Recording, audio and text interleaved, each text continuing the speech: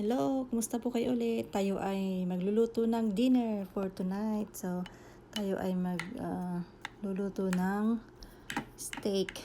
So, yan. Prepare natin. So, yan. Tinutusok-tusok ko muna para mamaya pag nilagyan ng ingredients ay kumagat siya sa ilalim at maluto yung sa ilalim. So anyway, how are you? Sana ay nasa mabuti kayong kalagayan ngayon. Yeah, I hope that you are doing well. So let's put some salt. Konti lang siya. Simple ingredients lang lalagay natin. Yeah. Nilagyan din natin ng ground pepper.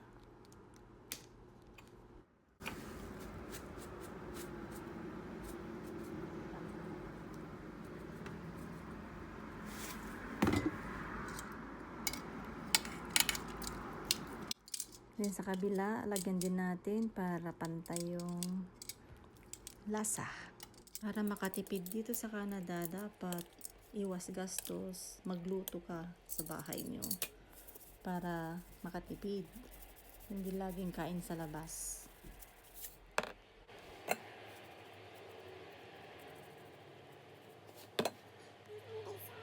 So, lagyan din natin ng basil. Dried basil leaves.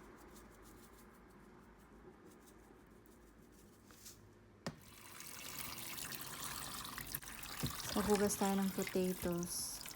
Kasi ibibig natin. So, hindi tayo kakain ng rice tonight. So, ito yung aming pinaka-carbohydrates namin mamaya.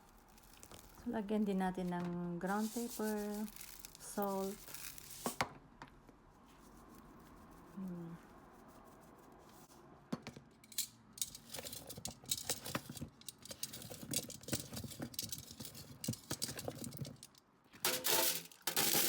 Haluin natin, lagyan natin sa air fryer. Lagyan din natin siya ng butter.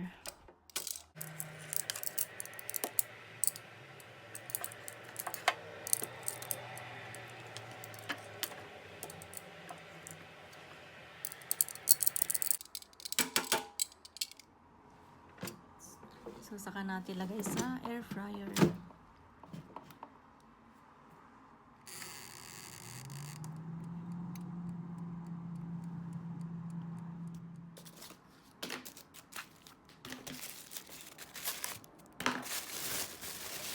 Buksan din natin itong nabili kong grilled pan.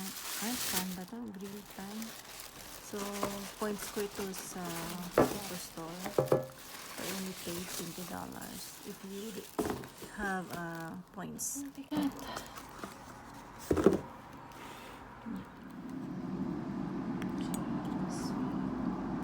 Gumawa rin ako ng apple, cucumbers, and tomatoes with cottage cheese. Ayan. Ayan, try na natin mag-grill using the pan.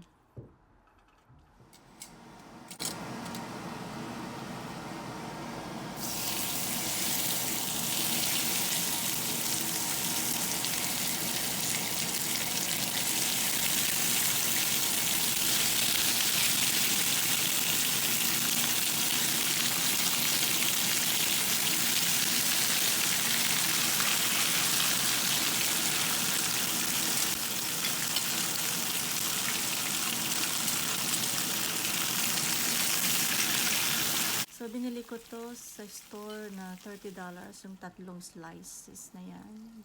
Beef. Bali, $10 ang isa. So, expensive pero nakamura pa rin. Murang-mura pa rin yan. Kasi pag sa restaurant yan, yung isang slice na yan, baga it costs more than $20 with a side dish, mga ganon. So, nakatipid na rin yan. Kaysa sa pumunta ka pa ng restaurant is too expensive.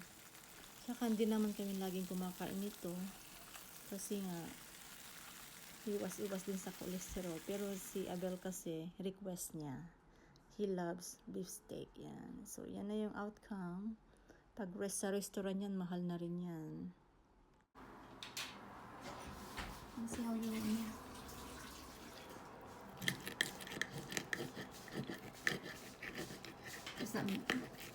This is rare. Okay with you? Yeah, I don't mind. Shoot. I'm gonna scratch your plate though. See, Mama. Ang dati ko na. It's good. I don't like it if it's bloody. It's not bloody. Oh gosh. Sorry.